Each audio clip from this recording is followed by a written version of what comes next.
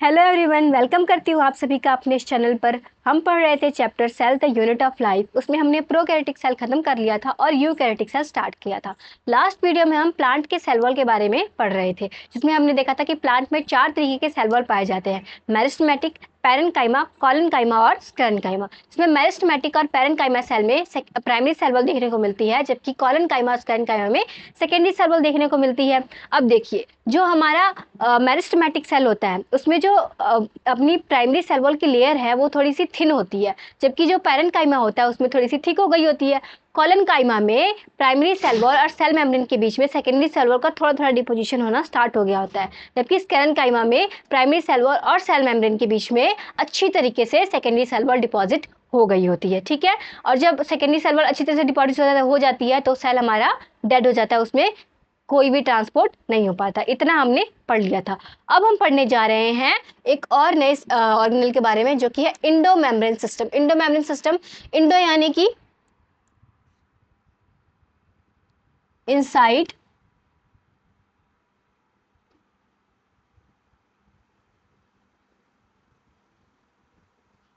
Cytoplasm, और membrane मतलब made up of membrane, made up of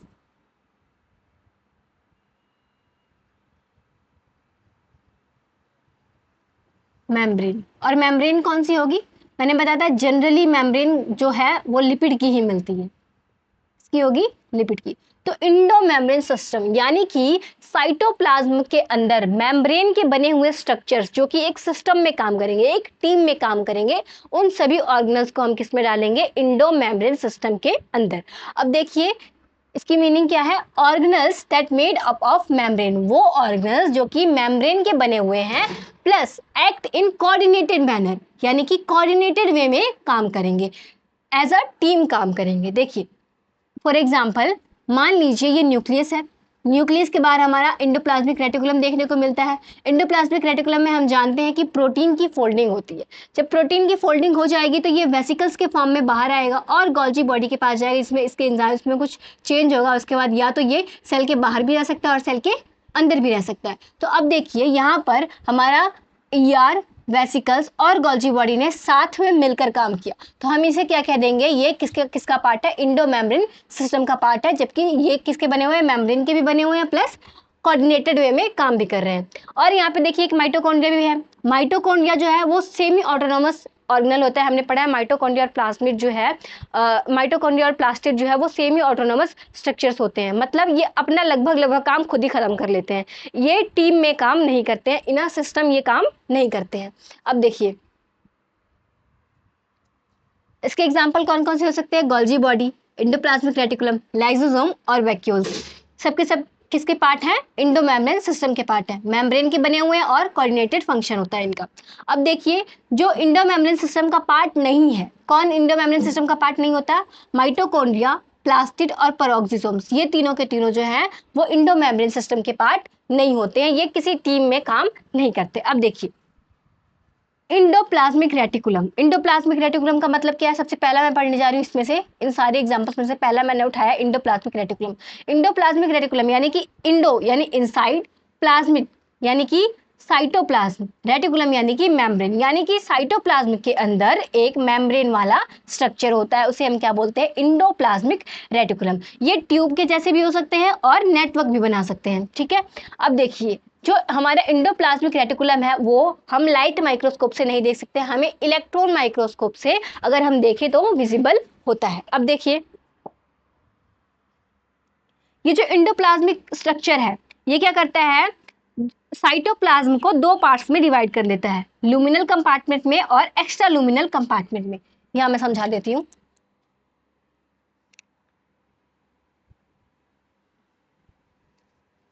मान लीजिए ये हमारा सेल है,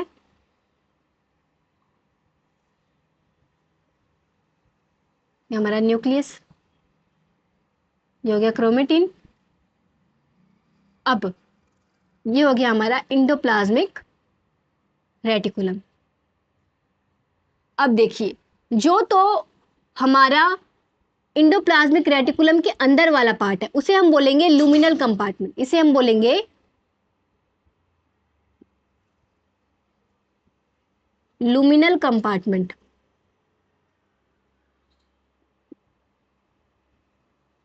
और बचा जो सेल के इसके लुमेन के बाहर वाला पार्ट है उसे हम क्या बोलेंगे, एक्स्ट्रा लुमिनल कंपार्टमेंट, एक्स्ट्रा लुमिनल कंपार्टमेंट।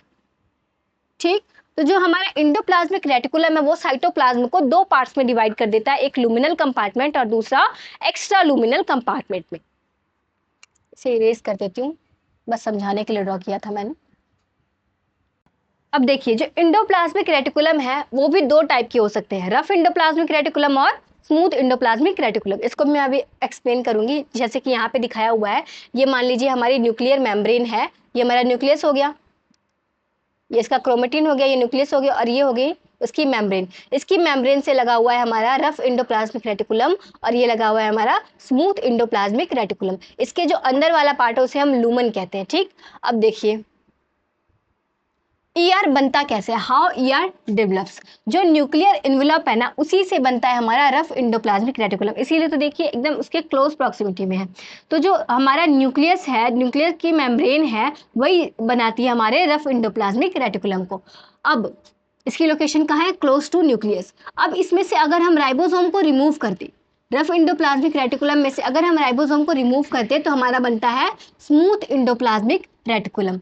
अब देखिए डिफरेंशिएशन इन ईआर, ईआर में डिफरेंशिएशन कितने तरीके के ईआर ईआर देखने को मिलते हैं, एक होता है स्मूथ इंडोप्लाज्मिक रेटिकुलम और एक होता है रफ इंडोप्लाज्मिक रेटिकुलम। दोनों के दोनों किससे बने हुए हैं, मेम्ब्रेन से बने हुए हैं। अब देखिए ऐसा नहीं है कि मतलब दोनों के दोनों इंडोप्लाज्मिक रेटिकुलम है तो दोनों में एंजाइम सेम तरीके के पाए जाएंगे, ऐसा नहीं होता है। दोनों में अलग अलग तरीके के एंजाइम पाए जाते हैं। फॉर एग्जांपल अगर स्मूथ इंडोप्लाज्मिक रेटिकुलम में कोई एंजाइम एक्स है तो रफ इंडोप्लाज्मिक रेटिकुलम में कुछ वाई एंजाइम्स देखने को मिल सकते हैं। अब देखिए जो इंडोप्लाज्मिक रेटिकुलम है वो कई सारे स्ट्रक्चर्स से मिलकर बना होता है। फॉर एग्जाम्पल सिस्टर्ने हो गया, नेटवर्क ऑफ सिस्टर्ने हो गया, ट्यूब्यूल्स हो गए, वेसिकल्स हो गए, तो ये सारे मिलकर हमारा इंडोप्लाज्मिक रेटिकुलम का फॉर्मेशन करते हैं। जो रफ इंडोप्लाज्मिक रेटिकुलम है और जो स्मूथ इंडोप्लाज्मिक रेटिकुलम है वो जनरली कहाँ देखने को मिलते हैं, मान लीजिए कोई सेल है वो प्रोटीन हार्मोन की सिंथेसिस में इन्वॉल्व है, तो उस वाले सेल में हमें ज़्यादातर रफ इंडोप्लाज्मिक रेटिकुलम ही देखने को मिलेंगे।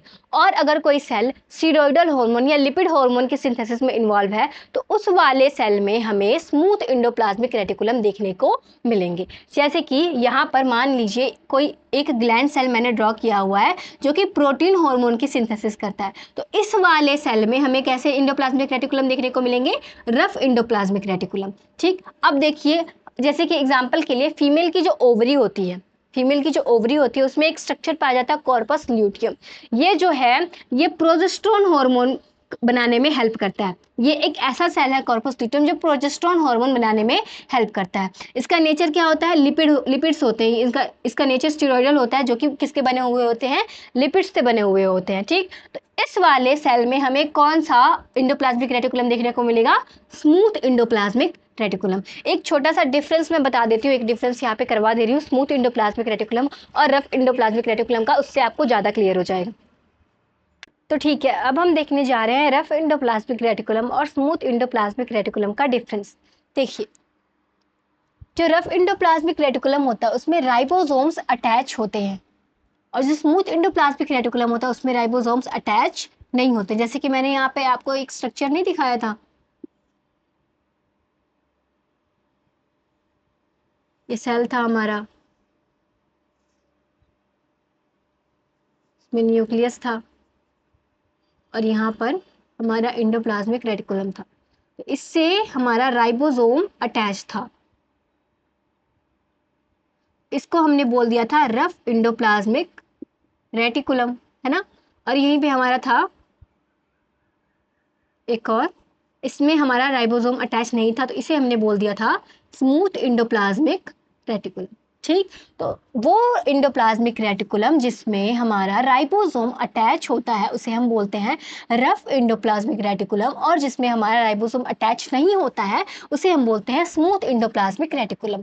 जो रफ इंडोप्लाज्मिक रेटिकुलम है वो न्यूक्लियर मेम्ब्रेन से डिराइव हुआ होता है, ठीक, और जो हमारा स्मूथ इंडोप्लाज्मिक रेटिकुलम है वो रफ इंडोप्लाज्मिक रेटिकुलम से डिराइव हुआ होता है। क्या होता है, उसमें से राइबोसोम रिमूव हो गए होते हैं, तब जाके हमारा स्मूथ इंडोप्लाज्मिक रेटिकुलम बन गया होता है। अब देखिए ये कहाँ कहाँ इन्वॉल्व होते हैं। जो रफ इंडोप्लाज्मिक रेटिकुलम है वो जनरली कहाँ होगा, जो सेल्स प्रोटीन की सिंथेसिस कर रहे हैं उनमें हमें रफ इंडोप्लाज्मिक रेटिकुलम देखने को मिलता है, या फिर जो एंजाइम्स वगैरह का प्रोडक्शन कर रहे हैं या प्रोटीन हार्मोन का सिक्रेशन कर रहे हैं उन सब में हमें रफ इंडोप्लाज्मिक रेटिकुलम देखने को मिल जाता है। या फिर वो वाले सेल्स जो कि स्टीरॉयडल हार्मोन या लिपिड सिंथेसिस कर रहे हैं वहाँ पर हमें स्मूथ इंडोप्लाज्मिक रेटिकुलम देखने को मिल जाता है, जैसे कि स्टीरॉयड हार्मोन हो गया, टेस्टोस्टेरोन हो गया, प्रोजेस्टेरोन हो गया, एस्ट्रोजन हो गया, या फॉस्फोलिपिड की सिंथेसिस अगर कोई सेल कर रहा है तो वहाँ पर हमें स्मूथ इंडोप्लाज्मिक रेटिकुलम देखने को मिल जाता है। इतना डिफरेंस अगर आप याद करेंगे तो आपका काम हो जाएगा। अब देखिए एक्स्ट्रा रोल क्या है ईआर के।